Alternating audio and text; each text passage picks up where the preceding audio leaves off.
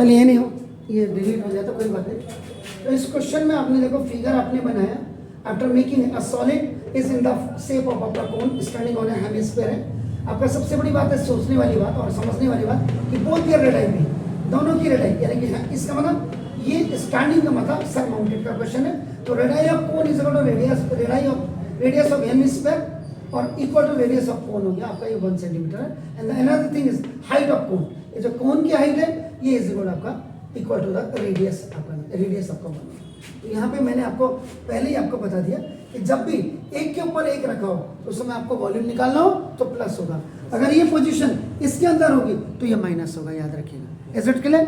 सो now तो volume of solid is equal to volume of sphere और volume of cone का आपका ना, तो यहाँ देख लीजिएगा ये 1/3 पाई आर स्क्वायर आपका देखो ना, पाई आर स्क्वायर कॉमन है, this is the common. So after taking 1/3 pi r square common, तो यहाँ आपका देखो ना 2r और प्लस यहाँ आपका क्या हो जाता है h, देखिए चेक कर लीजिएगा। Is it clear? सुनो तो देखो दिस 1/3 पाई को आप ऐसे रखिएगा सर, r देखो r का मतलब 1 का स्क्वायर रेडियस और आपका देखो ये 2 × 1 और प्लस 1 हो गया, तो देखो ये 1/3 आपका देखो पाई 1 का स्क्वायर 1 ही हुआ और इंटू 2 × 2 and 1 3 आपका ना, तो 3 से 3 कैंसिल, आपका देखो ये पाई सेंटीमीटर क्यूब।